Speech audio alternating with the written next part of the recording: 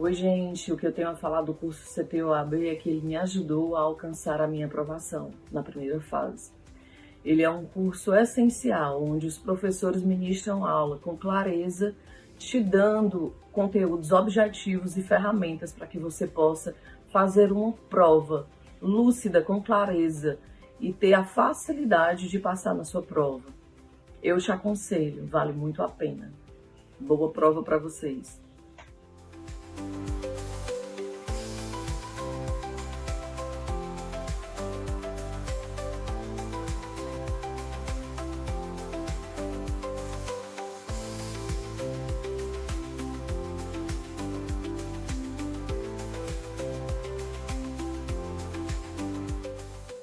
Pessoal, o que eu tenho para falar sobre o CTOAB é que foi fundamental na minha aprovação na primeira fase da prova da ordem do concurso 45. Os professores são de nível excelente, as orientações muito objetivas e de uma maneira ou de outra, tudo que foi apresentado na prova foi comentado em sala de aula, seja no presencial ou nas aulas online. Então, eu tenho certeza que muito depende do seu esforço e da sua dedicação, mas vem para o CT que os professores vão garantir a sua última OAB. Boa sorte, sucesso!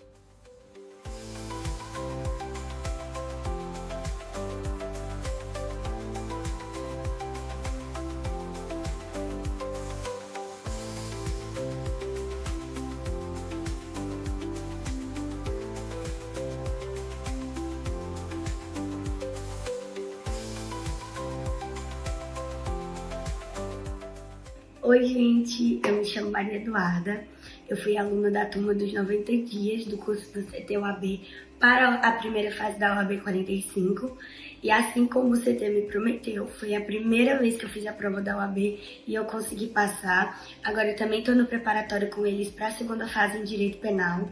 E o que eu tenho para falar para vocês é que a didática dos professores são maravilhosas, eles realmente fazem a gente entender o conteúdo, além dos simulados toda semana, onde faz assim, a gente tentar entender como a FGV pensa e ajudar cada vez mais a nossa aprovação. Recomendo muito que vocês façam o curso, o suporte é maravilhoso.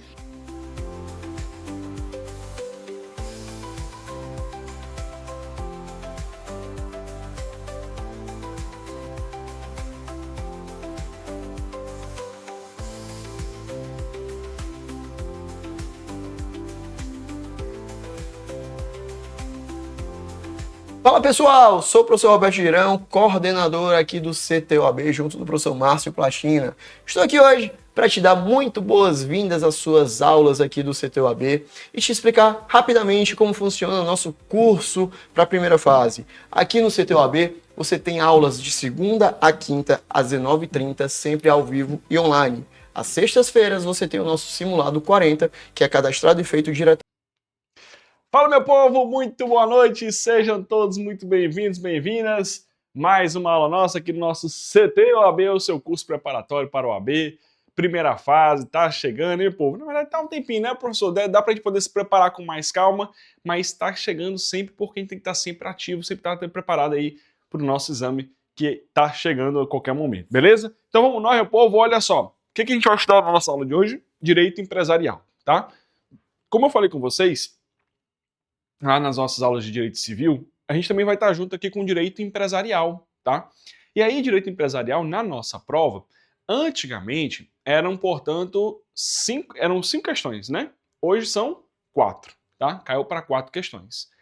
O que cai direito empresarial? Até porque eu sei que muitos de vocês vêm para cá, chegam num preparatório para a OAB sem muita base do empresarial, né? Tem muita dificuldade, não sabe o que realmente cai, o que é cobrado. Aquele assunto geralmente na faculdade não foi tão bem visto. Então a gente vai fazer da melhor forma possível, mais acessível possível, para que você consiga estudar. E a gente vai dividir esses nossos encontros em 4 encontros, tá? O primeiro, que é hoje, teoria geral da empresa, a gente vai falar de toda essa parte da teoria geral, tá? Que cai muito na prova, inclusive caiu na nossa última prova, tá? O segundo encontro, a gente vai falar só sobre título de crédito, que é um tema muito importante. O terceiro encontro, a gente vai falar da parte da recuperação judicial e falência, e o quarto encontro da parte do direito societário, beleza? Então são 4 aulas que a gente vai ter aqui, bem objetivas, bem diretas ao ponto, aquilo que realmente cai na sua prova. Fechou? Beleza? Tranquilo? Então, o pessoal que está chegando no nosso chat, saudando um oi aí pro pessoal. Boa noite, boa noite. Sejam todos muito bem-vindos, bem-vindas. Qualquer coisa, já sabe, manda a dúvida. Ou então, se porventura no final da aula não quiser parar aqui a aula, me manda lá no Instagram, manda no meu WhatsApp. Estou aqui sempre à disposição para vocês. Beleza? Tranquilidade? Show de bola? Podemos começar? Tá aí, ó. Já deu aquela tolerânciazinha de 5 minutinhos. O pessoal vai chegando aqui na nossa live. Meu povo, é o seguinte. Pronto, já peguei aqui os 3 pincéis. Bora lá então? Vamos começar devagarzinho? Bora. Quando eu falo, portanto, da teoria, olha só, tudo isso que eu falei, então eu vou escrever aqui na lousa, não precisa você copiar, tá? Já tem material na nossa plataforma, então você pode depois baixar, ler com calma, tá bem esquematizado e deixei lá um resumo para vocês, tá bom? Então olha só, presta atenção aqui. Quando eu falo na teoria geral da empresa é onde tudo começa, né? O estudo do direito empresarial ele começa daqui. Afinal de contas, eu preciso, antes de estudar a fundo o direito empresarial, entender o que é uma empresa, tá? E aí o primeiro artigo que a gente abre no nosso Código Civil, a gente vai lá para o 966, né? Lá ele vai trazer, portanto, o conceito, portanto, de empresa. E lá ali que ele vai começar, de fato, a destrinchar esse assunto do direito empresarial. Como eu sei que muitos de vocês vêm da faculdade sem muita base nesse assunto, a gente vai começar do zero, literalmente, tá? Então vamos comigo que você vai evoluindo, eu tenho certeza que vai dar tudo certo, tá? Então vem pra cá, ó. Então essa empresa, a teoria geral da empresa, eu preciso entender o que é empresa nesse primeiro momento, beleza? Empresa, você pegar o código, ela vai dizer que empresa nada mais é do que uma. Vou colocar palavras soltas, tá? Para ficar mais fácil você memorizar. Empresa é uma atividade econômica e organizada que vai atuar, assim dizendo, né, na produção ou circulação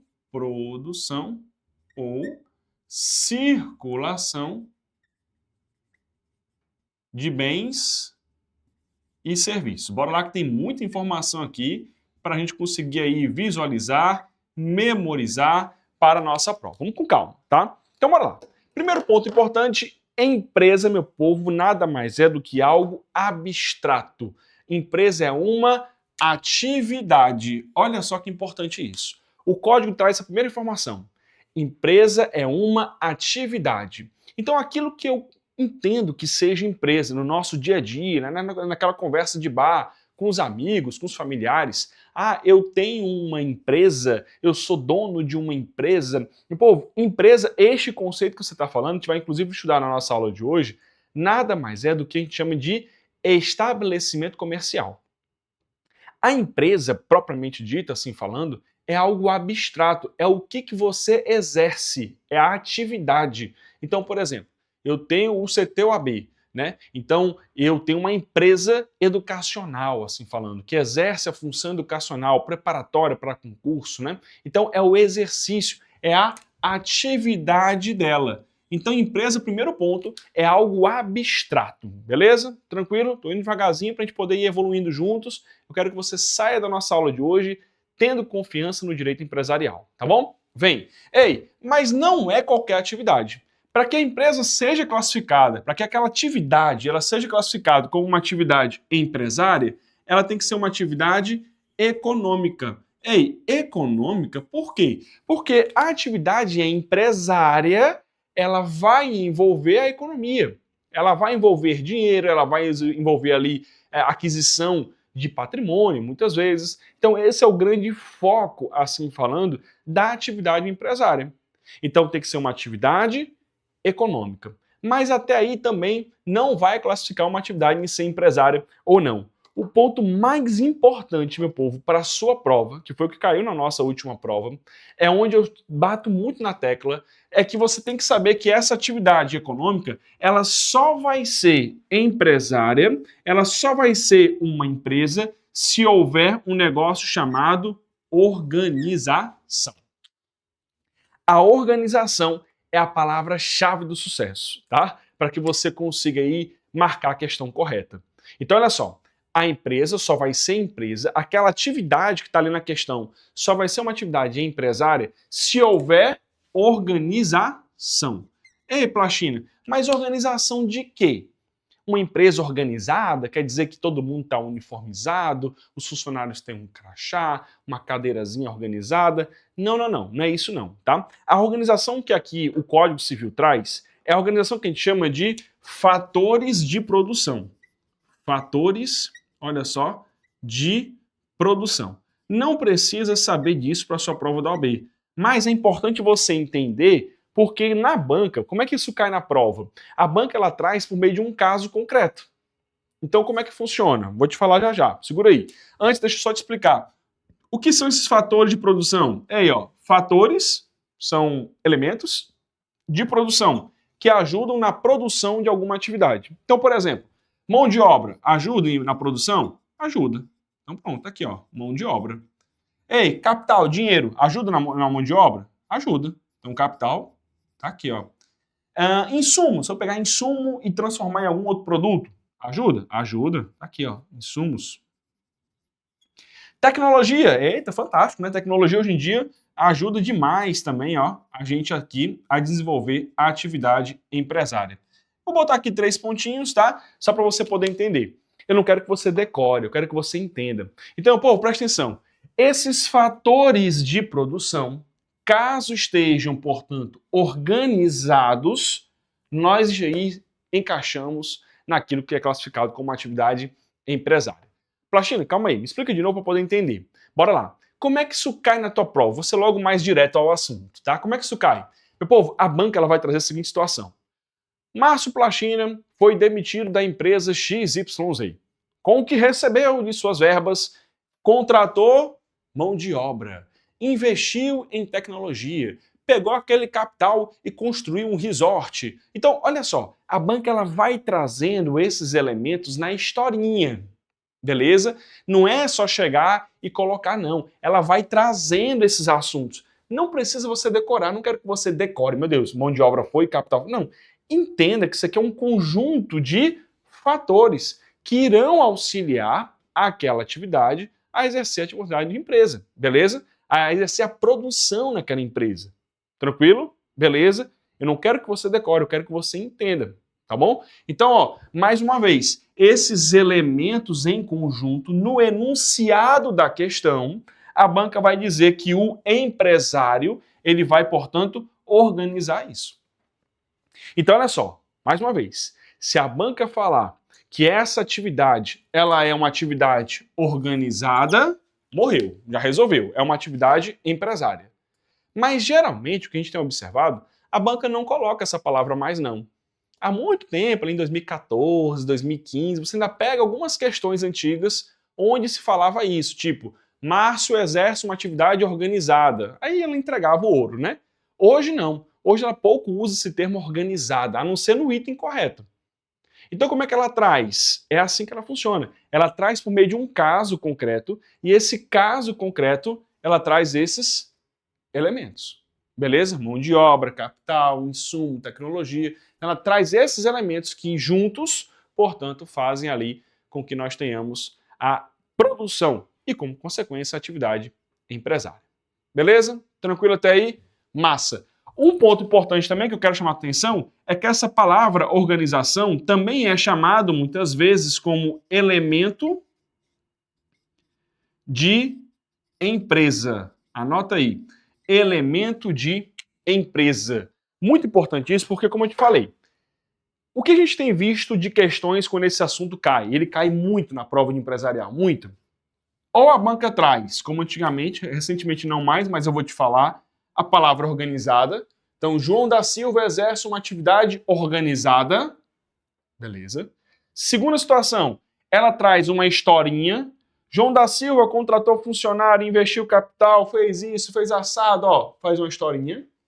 E a terceira possibilidade que a FGV gosta de trazer esse assunto é usando essa informação, ó, elemento de empresa. Então, tipo, Márcio exerce uma atividade que constitui elemento de empresa.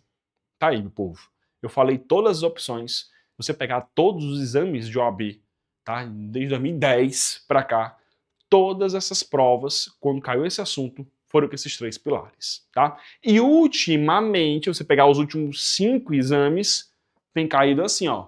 Ela traz uma historinha e nessa historinha ela quer saber se você sabe se tem ou não o elemento de empresa. Beleza? Que nada mais é do que a organização. Tranquilo? Beleza pura? Massa. Legal. Legal, Plastino, entendi. Então, povo, já sabemos que essa empresa nada mais é do que essa atividade econômica aí organizada. Só que para exercer essa atividade, para exercer isso daqui, eu preciso de uma pessoa. Essa pessoa é chamada de empresário. O empresário, portanto, é aquele quem exerce essa atividade. É aquele que se dedica de forma profissional, de forma habitual. É aquele que está ali, ó, todo dia ali, ó, no batente, né? Então, esse cara se chama empresário. Para você ser empresário, ou melhor, para você abrir uma empresa, olha só, abrir uma empresa,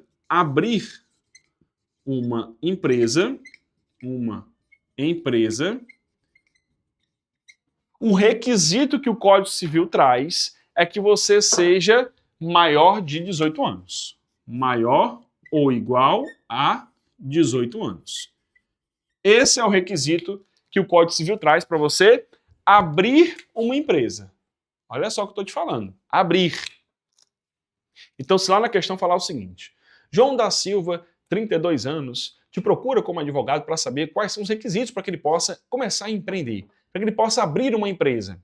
Meu povo, morreu, né? Abrir maior ou igual a 18 anos envolve também a capacidade civil, tá? Isso aqui está relacionado à ideia de capacidade civil. Por que eu estou falando isso? Porque lembre daqueles casos que a gente falou lá no direito civil, da incapacidade relativa. Vamos supor que a questão faça o seguinte: Márcio Plachina, 32 anos, pródigo, quer abrir uma empresa. Pode? Pode não, porque o pródigo, ele é relativamente incapaz, tá? Para que eu possa abrir uma empresa, eu tenho que ser plenamente capaz. Beleza? Tranquilo? Top. Só que ainda tem uma exceção, que aí é onde eu quero chamar a tua atenção. Se liga nisso aqui, ó. Observação 2. No decurso. No decurso. O que é decurso? Decurso é no decorrer do negócio, né? Então, bora lá. Vamos supor que eu, hoje, tenho 34 anos, tá? Eu venho, portanto, e abro uma empresa. Sou capaz? Sou. Maior de 18 anos? Sou. Capacidade civil plena, perfeito. Acontece o quê, meu povo? No decurso da minha vida, no decurso do meu exercício, olha só, no decurso, no decorrer, eu me torno incapaz. Eita porra, e agora? E agora? Será que pode eu continuar? Vamos supor que Ave Maria 10 vezes, né, para ter aqui na mesa, ó, eu sofro um acidente e eu fico acamado. E aí eu fico, portanto, aqui, ó, incapacitado. Capacidade relativa. E aí? Eu posso continuar, olha só, não é abrir. Abrir você já entendeu que tem que ser capaz. Mas eu posso continuar com a empresa que eu já tinha aberto. Ó, eu abri com 34 anos, capaz, só que 3 anos depois eu sofri um acidente e vou ficar ali, portanto, acamado. Eu posso continuar esse meu exercício? Posso. Mas eu vou ter que estar aqui, o quê? Assistido. Beleza? OBS, eu vou ter que estar assistido. Assistido por alguém. Por que eu falei assistido? Porque eu estou relativamente incapaz. Beleza? Tranquilo? E por fim, a última exceção, olha aí, ó, são 3 exceções, não é três exceções, são 3 regras para o empresário, né? Ó. Abrir no decurso e 3. Vou colocar o 3, sabe aonde? Eu colocava o 3 aqui em cima, ó. Aqui em cima, ó. O 3 é mais simples. O 3 é herança. Vamos supor que o meu pai, ele tem uma empresa. Beleza? Sozinho, não tem sócios. Que aí é diferente, tá? Não tem sócio, ele sozinho. Meu pai vem a falecer. Não é mais casado com a minha mãe. Só tem eu de herdeiro. Pronto, vamos trabalhar com a hipótese bem objetiva como a prova da OAB faz. E aí, meu povo, neste caso, eu vou herdar essa empresa. Só que eu tenho 10 anos. E aí? Como é que fica a minha situação? Eu posso continuar essa minha empresa? Depende, ó. Absolutamente incapaz e relativamente incapaz. Eu até posso continuar, mas eu vou ter que me lembrar que eu vou ter que estar o quê? Representado por alguém. Ou, se eu tiver 16 anos, assistido por alguém. Isso aqui te lembra o quê? Uma aula nossa, né? Direito Civil, o tal do RIA, né? Relativamente incapaz tem que estar assistido. Volta. Absolutamente incapaz tem que estar representado. Beleza? Tranquilo? Deu para entender isso aqui? Vamos recapitular? Bora. Ei, quando o assunto se torna empresário, a gente tem 3 tópicos importantes. Para eu ser empresário, para que eu possa abrir uma empresa, eu tenho que ser plenamente capaz. Que isso quer dizer o quê? Eu tenho que ter mais de 18 anos em regra. Boa. Só que é possível eu abrir uma empresa e no decurso da minha vida eu me tornar incapaz. E aí, eu posso continuar a minha empresa? Posso. Mas nesse caso eu tenho que estar assistido por alguém, porque neste caso específico eu me torno ali aquele caso do relativamente capaz na qual eu não consigo expressar a minha vontade. Beleza? Mas, porém, todavia, existe um terceiro ponto ainda, que é no caso de herança. Quando eu recebo uma empresa por herança, eu posso continuar o exercício daquela empresa? Depende. Poder até pode, mas você vai ter que estar representado se você for absolutamente incapaz ou assistido se você for relativamente incapaz. Beleza? Tranquilo? Boa? Só que eu tenho que acrescentar uma última informação. No caso de herança, é vedado ainda a administração. Como assim? Imagina aí, a empresa, o dono da empresa vem a falecer, sobe para a gerência, assim falando, o seu filho de 12 anos de idade, representado pela mãe, vamos trabalhar assim. Eles nunca gerenciaram uma empresa.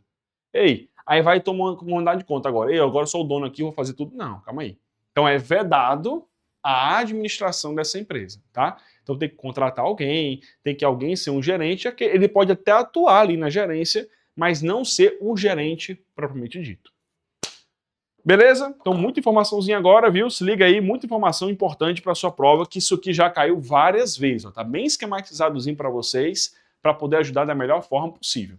Tá? Então, ó, nós já sabemos o que é uma atividade empresária, nós já sabemos as características do empresário para abrir no decurso ou por herança, tá? Mas aí existe aqui, ó, observação. Observação, tá? Caso 1, impedidos legalmente. Galera, tem um pessoal que, mesmo que seja capaz, mesmo que tenha total sanidade, essa pessoa não pode ser empresário nem a pau. Sabe por quê? Porque ele é impedido pela lei. Vixe, Plachina, e é. E tem gente que não pode ser empresário? Tem. Quem que não pode ser empresário, mesmo que seja capaz, mesmo que tenha 50 anos, 40 anos, 20 anos, o que for? É, mesmo isso. Quem são esses casos? Meu povo, de maneira geral, eu estou falando do servidor público. Servidor público. O servidor público, de maneira geral, ele não pode ser empresário. Plachina, calma aí. Mas eu tenho um amigo meu, que ele é promotor de justiça, e ele é dono de um cursinho. Tem um amigo meu que ele é juiz do trabalho, ele é dono de um restaurante. E tem um amigo meu que é procurador aqui do estado, de onde eu moro, e ele tem ali uma sala de estudo que ele aluga pro pessoal, ele é empresário. Calma, jovem, né? Ele não pode ser administrador. É vedado, é impedido a administração. Beleza? Então ele não pode ser administrador, mas ele pode ser um sócio investidor. Concorda comigo?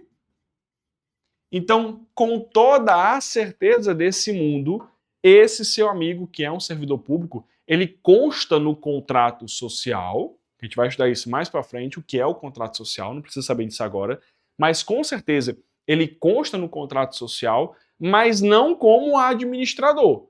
Ele vai estar só como um sócio investidor, beleza? Com certeza tem outra pessoa que está lá como administradora daquela empresa. Beleza? Tranquilo?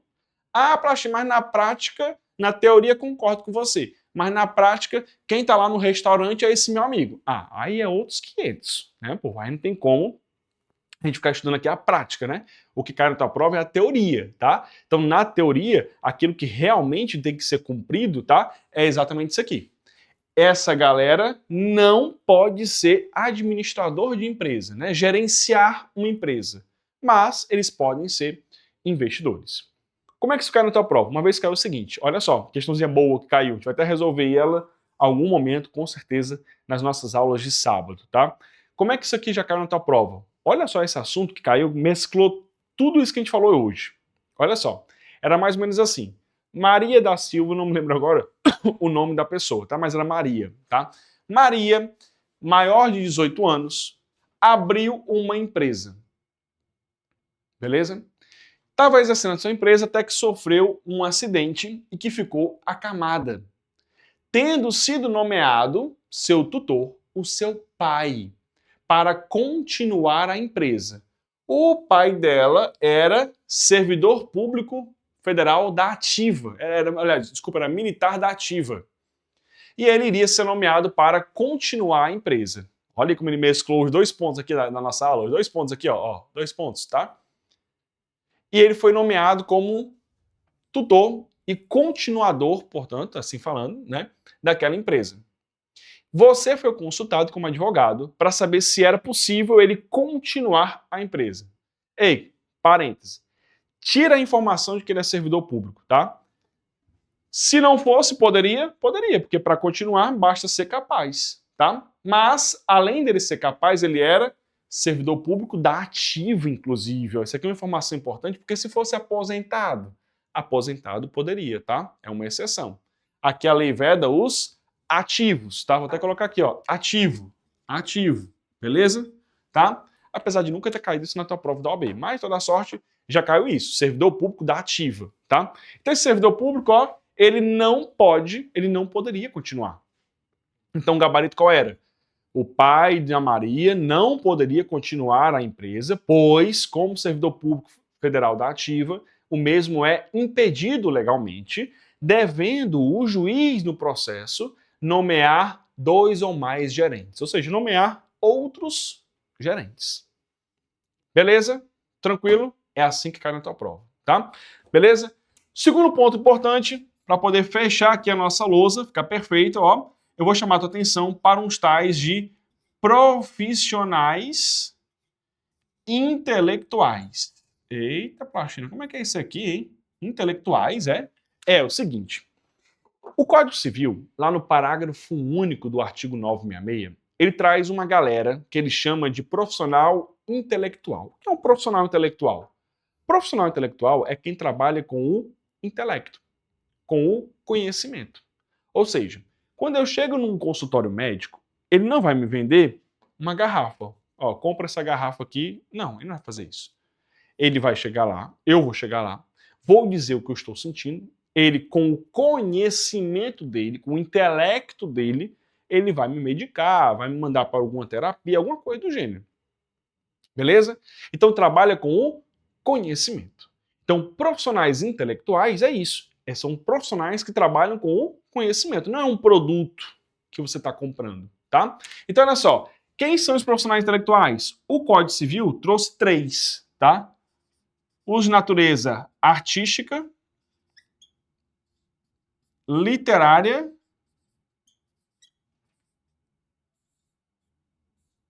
e científica. Tá? O Código Civil traz, portanto, natureza artística, literária e científica. Artística envolve as artes, né? Então, por exemplo, se na prova da OAB falar assim, João da Silva, 42 anos, ator, criou uma companhia de teatro. Essa companhia quer se registrar na junta comercial. Pode? Não. Por quê? Porque ela não é uma atividade empresária. A gente vai já falar disso, tá? Segundo ponto. Atividade literária. Vamos lá. Márcio Plachina e Roberto Girão se juntaram para criar um grupo de estudos em artigos científicos. Aí, ó. Pode ser considerado empresário essa atividade? Não. Vamos já falar disso, tá? E por fim, científica envolve a ciência de maneira geral, tá? Então essa galera aqui, meu povo, esses três aqui, eles são classificados como profissionais intelectuais. O que eu quero dizer com tudo isso? É que essa galera, mesmo que tenham auxiliares, e que diabo é auxiliares? Alguém que vai auxiliar, né? Um funcionário, uma secretária, né?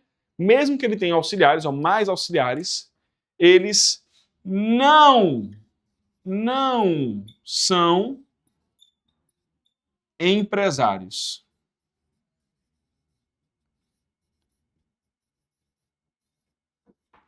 Não são empresários. Ficou um pouquinho apertado ali, ó, mas ó, não são empresários. Mesmo que ele tenha auxiliares. Então, volta para cá, como é que isso cai na tua prova da seguinte forma. Mário José, médico recém-formado, abriu um consultório médico e contratou uma funcionária como recepcionista. Beleza? Beleza. Você foi consultado como advogado pelo contador para saber se essa atividade se encaixa ou não com uma atividade empresária. E aí, o que tu responde? Ei, Mário José é médico. Médico científico, concorda comigo? A ciência da medicina. Pronto. Contratou uma funcionária, mesmo que tenha auxiliares. O contador de consulta para saber se é empresário ou não. O que vai responder? Não, não é empresário. Não são empresários. Está aqui, ó. Mesmo que tenha auxiliares, não são empresários. Beleza? Tranquilo? Tá, Plachina, aí. Só que o Código Civil, ele traz uma exceção. Exceção, salvo, ele bota lá, salvo, se tiver organização. Na verdade, o código não bota assim, ó, salvo se constituir elemento de empresa. Que eu já tinha falado para tu, ó, elemento de empresa, ó. Então, resumo da ópera, de novo, vamos lá para poder entender essa parte aqui um pouquinho mais complexa, que envolve um pouco um negócio abstrato, mas vamos comigo, que é bem facinho, ó. De novo, vamos botar a história. Mário José, médico recém-formado, contratou uma funcionária para ser sua secretária. O contador te consulta para saber se pode ou não ser classificado como atividade empresária. E aí, qual é a sua resposta? Não. Não será empresário. Regra não. Só se tiver organização. E quando é que seria uma organização? Dá um exemplo aí, Plachina. Dou. Vamos supor que esse consultório médico, desse Mário José, o Mário José começasse a ganhar dinheiro, a ponto que ele começasse a contratar mão de obra. Então ele começou a contratar outros médicos. Outros médicos. Aí. O consultório do Mário José começou a virar uma clínica do Mário José. E ele começou a investir capital. Criou um site, criou tecnologia, tráfego pago, fez aquela coisa toda, aumentou o espaço. Ei, aquele consultório do Mário José não é mais um consultório. Agora é uma clínica do Mário José. O Mário José mal atende. Ele agora é mais empresário. Beleza? Deu para entender? Agora sim é classificado como empresário. E isso vai servir para tudo, tá? Há uns 2 exames atrás, de ordem, teve uma questãozinha, não lembro se é 2 ou 3, coisa assim, que era a seguinte: Fernanda Malheiros, coisa assim, fisioterapeuta, calma aí, fisioterapeuta é profissional intelectual? É, científica, né? Fisioterapeuta. Criou um site para agendar suas consultas. Beleza, criou um site. Você foi consultado para saber se essa atividade é empresária ou não. E aí, o que tu marca? Não, né, meu povo? Ei, a Fernanda criou um site. Um site é isso aqui, tudinho? Não, meu povo. É o que eu falo, não precisa tu decorar esses elementos, mas eu quero que você entenda a dinâmica do negócio. Então, quando eu coloco que há uma organização dos fatores de produção, é um negócio robusto. Então, quando ela passa a ter um site não é uma organização dos fatores. Mas quando ela começa, por exemplo, a contratar vários fisioterapeutas, quando ela passa a ter um espaço, quando ela investe um capital, quando ela cria uma plataforma digital. Então, assim, aí sim eu estou falando de empresário. É como eu te falei, ó, o código diz, essa galera, mesmo que tenha auxiliares, muito cuidado com isso, porque a prova, ela geralmente coloca que tem auxiliar. Porque você pensa que tem um funcionário ali, ó, você lembra logo de mão de obra, mas esquece do resto. Então ele fala assim, Maria da Silva tem 2 funcionárias. Sim, meu povo, isso é organização? Tem complexidade ter 2 funcionárias? Não. Agora, quando passa a ter uma gerência, ele gerir várias pessoas, aí sim eu estou falando de uma atividade empresária. Beleza? Tranquilo? E sendo mais certeiro no que a prova da OAB traz. Quando eu tiver a palavra organização, decora isso. Quando eu tiver a palavra organização, aí sim eu estou falando de uma atividade empresária. Seja intelectual ou não intelectual. O que for, tem a palavra organização ou elemento de empresa, que às vezes a prova também tira a palavra organização, porque ela já sabe desse bizu, a prova já sabe, a banca, né? Não vou botar organização não, porque se eu botar organização os meninos vão acertar. Aí ele tira a palavra organização e bota assim, ó, João exerce uma atividade que constitui elemento de empresa. Morreu. Que elemento de empresa nada mais é do que a organização. Beleza? Tranquilo? Deu para entender isso aqui? Então, povo, ponto muito importante isso aqui, viu? Muito importante mesmo, tá? Tá top, ó. Nossa lousa de trabalho a parte dos empresários. Falamos do conceito de empresa, os fatores de produção e eu trouxe essas 2 observações para vocês, ó. 2 observaçõezinhas importantíssimas, tá? Que envolve tanto os impedidos legalmente quanto os profissionais intelectuais. Show de bola?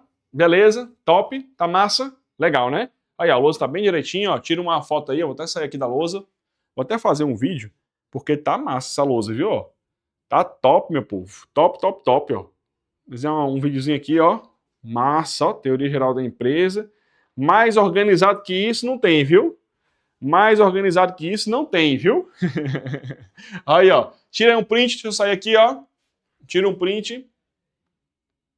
Aí, foi. Massa.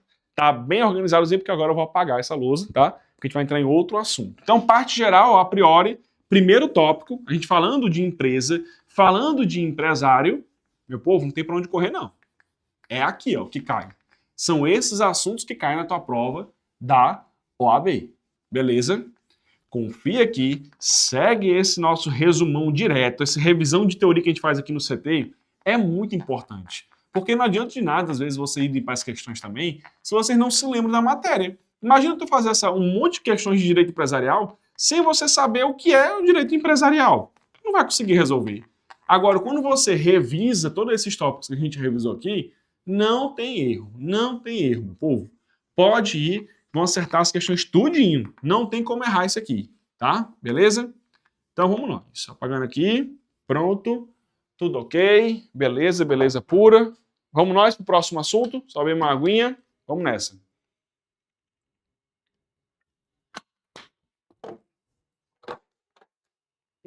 Vamos lá.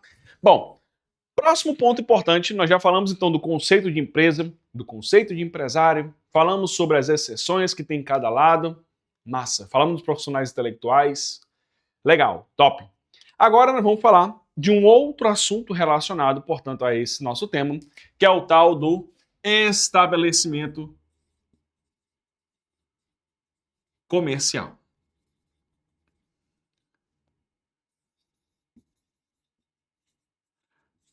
Bom, nós falamos ainda há pouco que o empresário nada mais é do que aquele que exerce uma atividade econômica organizada, não é isso? Boa. Que vai, portanto, produzir circulação de bens ou serviços. Legal. Só que, para que ele possa exercer essa atividade, o empresário, muitas vezes, ele precisa de bens materiais, concorda comigo? E bens imateriais. Ele precisa desses 2 bens. Então, por exemplo, para eu ser empresário do ramo educacional, que por exemplo que nós, Eu preciso de bens materiais? Preciso. Eu preciso de uma sala, eu preciso de uma câmera, de um computador, de pincel, de lousa. Ó, tudo isso são bens materiais. E existem também bens imateriais. Quer saber quais? Por exemplo, o crédito que eu tenho a receber de muitos de vocês que parcelaram a compra é um bem imaterial. A marca CTOAB é um bem imaterial. A comunidade que vai, portanto, sempre que compra os nossos cursos, está sempre com a gente, nosso engajamento com os alunos, né? Nosso público consumidor é um bem imaterial, beleza? Então, tudo isso é o que a gente chama de bens imateriais, tá? Então, o conjunto de bens materiais mais imateriais é o que a gente encaixa tudo isso como estabelecimento comercial. Beleza? Saber o que é estabelecimento comercial não é lá tão cobrado na tua prova da OAB, não. Saber o que é. Mas tem uma consequência desse estabelecimento que eu preciso te falar. Esse estabelecimento comercial, olha só, vai te jogar aqui um assunto muito importante, que aí esse sim cai na tua prova, que é o tal de contrato de trespasse. Contrato de trespasse. Ei, Plastino, me explica o que é esse contrato de trespasse. Meu povo, é o seguinte. Quando eu vou vender um estabelecimento comercial, o que é estabelecimento comercial? Conjunto de bens materiais e imateriais. Beleza. Quando eu vou vender, quando eu vou alienar, olha só, alienar esse estabelecimento, o contrato específico que se chama é contrato de trespasse. Tranquilo? Massa? Legal. Esse contrato de trespasse, ele tem dois pontos importantes que eu preciso chamar a tua atenção. Primeiro ponto importante, isso aqui, ó. Cláusula de não concorrência. Que diabo é isso, hein? Cláusula de não concorrência? Quer dizer que eu não posso concorrer? É isso mesmo. Então, por exemplo, vamos supor que eu vou vender, eu, Girão, já vendeu o CTOAB. Aí um grupo educacional compra o CTOAB por meio de um contrato de trespasse. Vai alienar todos os conjuntos de bens. Sala, câmera, lousa, material, tal, professores, todo mundo, a marca, a clientela, olha aí, ó. Vai alienar tudo por meio de um contrato de trespasse. Quando esse grupo compra o CTOAB, com certeza absoluta, ele vai colocar uma cláusula de não concorrência. Concorda comigo? Como assim? Ele vai comprar o CTOAB sem botar uma cláusula? Porque aí o que acontece? O que aconteceria?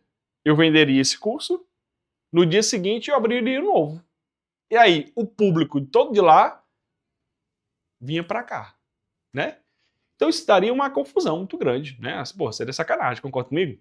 Então imagina aí, eu vendo por 2 milhões de reais, pronto, recebi os 2 milhões, eu vou aqui no dia seguinte, galera, meu curso agora se chama OAB-CT, sei lá, né? Não é mais o CTOAB. Então isso vai gerar uma questão muito, né, chata.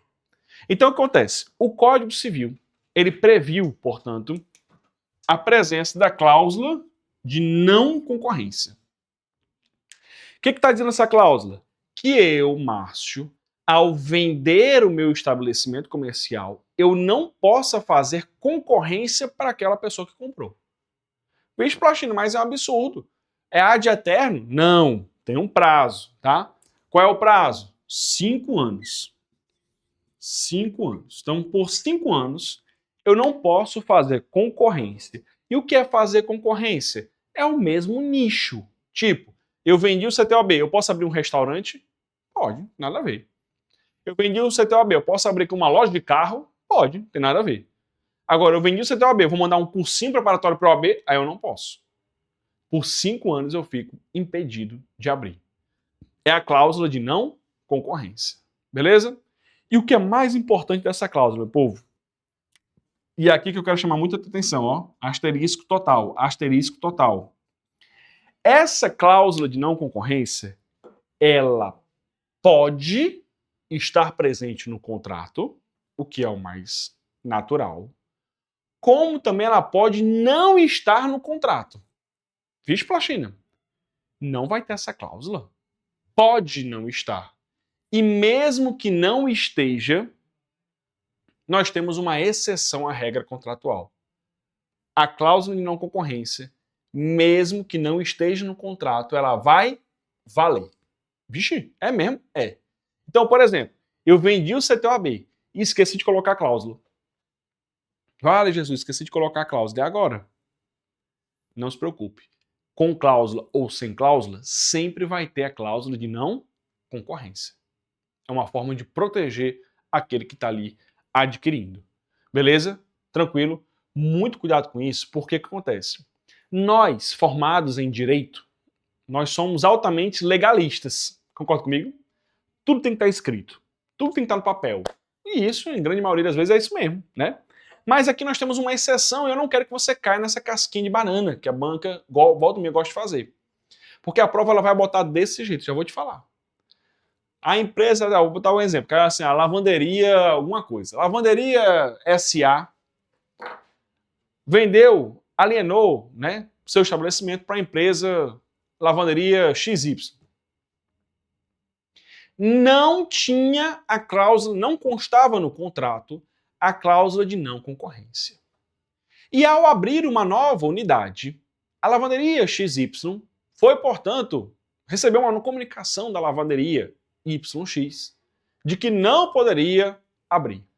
Você foi consultado como advogado para saber sobre isso. E aí? A cláusula vale ou não vale? Vale. Mas para a China não está expresso, que eu acabei de falar para tu, que mesmo que não esteja expresso no contrato, mesmo que não esteja escrito no contrato, vai valer a cláusula de não concorrência. E aí a pegadinha é essa, por quê? Porque você, como estudante de direito, de forma muito automática, tende a responder o quê?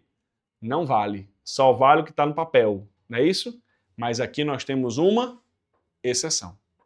Beleza? Tranquilo? Então deu para entender isso? A cláusula de não concorrência, mesmo que não esteja no contrato, vai valer. Boa! Beleza? Não vão cair nessa pegadinha, hein? Não vão cair nessa pegadinha. Então, povo, ponto muito importante dessa aqui é a cláusula de trespasse. E o segundo ponto importante é a responsabilidade, tá?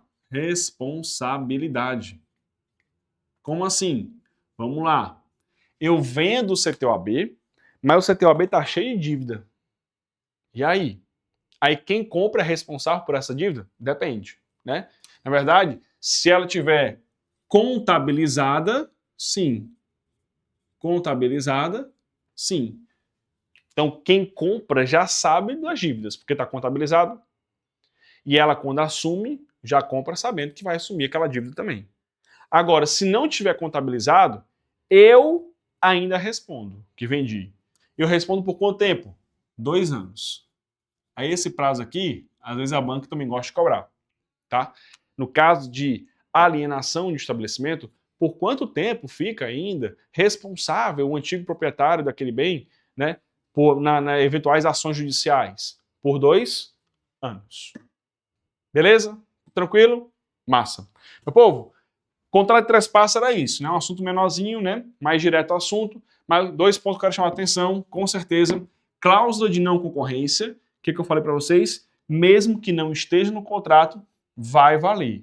E aqui, a responsabilidade para assumir os débitos daquela empresa fica ali por 2 anos. Show de bola? Estabelecimento comercial, era isso que eu tinha para falar para vocês. Outro assunto muito importante aqui dentro desse nosso assunto do direito empresarial é um que se chama nome empresarial. Olha aí, estamos revisando hoje tudo, meu povo. Tudo empresarial, parte geral, com muita calma. É o que eu estou te falando. Ó. Vamos sempre assim, estudando devagarzinho. Quem estiver começando a entender o assunto, vai ficando craque e vai conseguir acertar todas as questões. Beleza? Eu prometo a vocês, vocês vão acertar as questões de empresarial. Ó. Vamos comigo. Ei, outro ponto importante. Eita, chega, caiu aqui o pincel. Outro ponto importante é o tal do nome empresarial. Nome empresarial. E aí, Plastino, o que é isso aqui? Nome empresarial é o seguinte. Meu povo, as empresas têm nome. Concorda comigo? Tem. Todo mundo tem nome, né? Só que, às vezes a gente confunde isso, né? Nome fantasia, marca, nome, o que é, o que não é, pronto. Isso aqui é importante de saber. As empresas, elas têm nome. Nome é diferente de marca. Olha aqui, ó, presta atenção nisso aqui. Uma coisa é o nome, outra coisa é a marca. Beleza? Muito difícil elas se confundirem na prática. Por quê? Porque geralmente a marca, ela envolve algo mais comercial, né? Envolve logomarca, envolve cor, envolve escrita, envolve cheiro, né? Tudo isso está relacionado à marca. Já o nome, não. O nome é aquilo que você registra lá na junta comercial, por exemplo. Então, pessoal, primeira grande diferença aqui. O nome empresarial é onde você registra, olha só, registra na junta comercial.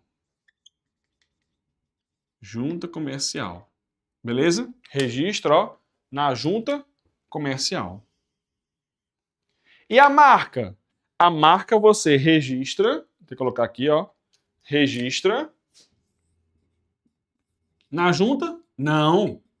Registra no INPI, Instituto Nacional de Propriedade Industrial. Primeira diferença aqui, ó, primeira grande diferença. Nome, junta comercial. Marca, INPI. Se eu fosse fazer aqui um paralelo bem grotesco, mas você nunca mais iria esquecer, o nome empresarial é como se fosse o teu nome. Ah, meu nome é Edson Arantes do Nascimento. Pronto, beleza. A marca é como que a galera te conhece. Pelé. Pronto, né? Então, povo, a marca é muito mais comercial, assim falando, tá? Enquanto que o nome, ele é mais registrável, né? No registro ali, ó, na certidão de nascimento, como se fosse, tá? Bom, como nós vimos, eu registro na junta comercial. E aqui eu registro no INPI.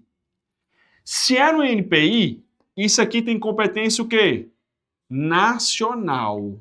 Ei, competência nacional. O que isso quer dizer? Vale no Brasil todo. Então, bora lá.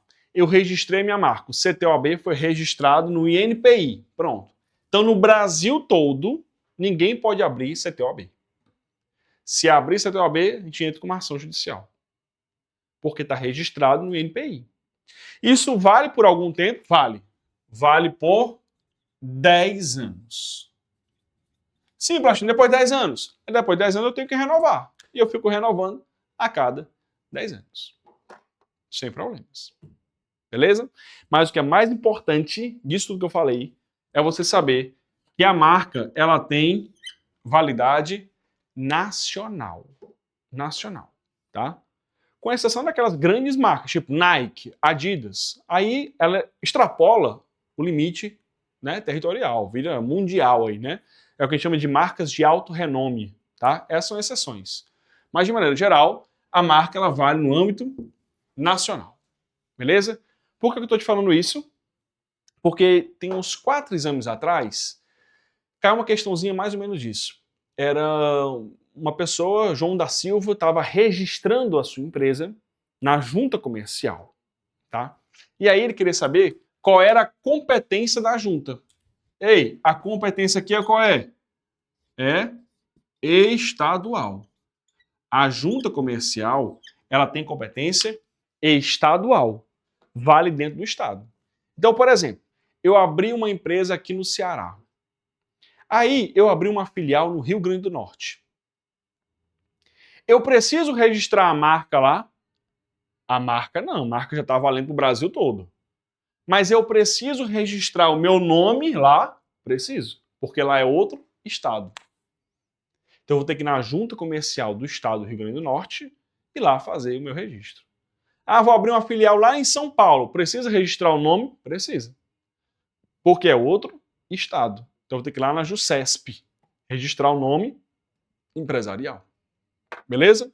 Então, ó, 2 pontos importantes. Isso aqui já caiu várias vezes na tua prova da OAB, para você não confundir. Marca é no INPI nacional. Nome é no estado, na junta comercial e não tem validade, viu? Uma vez registrado, para sempre registrado, tá? Não tem negócio de 10 anos, tem que estar renovando, não. Isso aí é marca. Beleza? Tranquilo? Então, ó, pontos importantes. E só para fechar aqui a nossa aula de hoje, esse nome empresarial, olha só, esse nome empresarial, ele pode ser de dois tipos.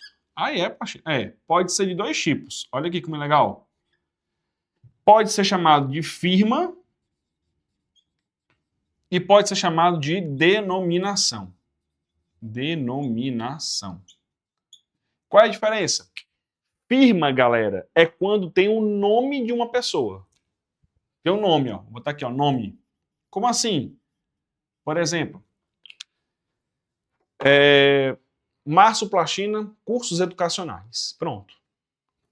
No nome da empresa tem o nome de alguém, dos sócios. Márcio Plastina, cursos educacionais. Isso se chama firma. Beleza? Denominação é o CTOAB, ó. O CTOAB tem o nome dos sócios? Não. Sócio é Roberto Girão e Márcio Plastina, mas não tem nome de sócio. É Centro de Treinamento Preparatório para o Exame de Ordem. CTOAB. Então, nesse caso, ó, é denominação, não tem nome de ninguém. Beleza? É meio burocrático isso, mas tem que saber. Às vezes a prova ela cobra, já cobrou isso, né? A diferença entre firma e denominação. Firma, na constituição do nome da empresa, tem o nome dos sócios, ou de um deles, tá? E denominação, não tem nome de ninguém, vai ter o objeto da empresa. Então, Centro de Treinamento, SOS Computadores, Companhia Brasileira de Distribuição de Alimentos, é o supermercado Pão de Açúcar, Arcos Dourados, Sociedade de Alimentos, é o McDonald's, tá? Então, essa galera se chama denominação. Beleza? Então, povo, tá aí, ó. Vimos hoje a parte geral da empresa, vamos recapitular o que nós já estudamos. Vimos a parte geral da empresa, falamos de empresa, o que era uma empresa, quem era o empresário, falamos da palavra-chave. Qual é a palavra-chave da empresa? Organização. Se tiver organização, vai ser classificada aquela atividade como empresária. Top, beleza, tá? Falamos sobre o empresário, que ele para abrir tem que ser capaz, mas para ele continuar, ele pode ser incapaz desde que esteja representado ou assistido, né? Até a figura da herança também. Vimos ali no cantinho os impedidos legalmente, tá? Aqueles que não podem, geralmente são os servidores públicos, eles não podem ser os sócios administradores, mas eles podem ser sócios investidores, tá? Falamos também ainda sobre estabelecimento comercial, falamos de conjunto de bens materiais e imateriais, falamos do contrato de trespasse, a cláusula de não concorrência, que vale por quanto tempo? 5 anos. Pode ser mais de 5 anos? Olha, na jurisprudência tem discussões sobre isso. Mas para a prova do OAB, 5 anos morreu, tá? Beleza? O que mais? Falamos sobre a figura da responsabilidade no caso de alienação, que é por 2 anos, beleza? E por fim, a gente fechou nossa aula com a diferença de nome e marca. São parecidos, mas são coisas diferentes, né? Nome eu registro na junta comercial, competência estadual, enquanto que marca eu registro no INPI, competência nacional, tá? E aqui, ó, o nome eles dividem em firma e denominação. Firma quando tem o nome de algum dos sócios ou dos sócios, tá? E denominação não tem o nome de ninguém, beleza? Sim do objeto da empresa. Combinado? Tudo certo? Tá aí, meu povo. Então, a teoria geral da empresa é isso. É isso que vai cair na sua prova da OAB, porque das 4 questões, geralmente uma questão tá aqui na nossa aula de hoje. Combinado? Beleza? Meu povo, qualquer dúvida, estou sempre à disposição de vocês. Vocês sabem que podem contar comigo aqui, o pessoal do CTOAB. Tamo junto nessa. Vamos juntos em busca da sua aprovação. Qualquer dúvida, me manda lá. Nossa aula chegou ao fim, mas amanhã continua com mais aulas durante toda a nossa semana, aulas ao vivo. Esteja aqui na nossa plataforma para você poder acompanhar, viu? Foi um grande prazer. Tamo junto nessa e até nosso próximo encontro. Valeu!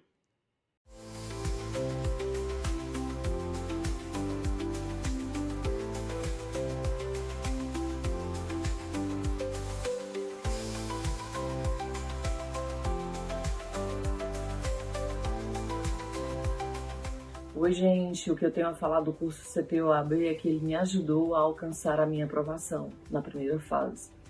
Ele é um curso essencial, onde os professores ministram aula com clareza te dando conteúdos objetivos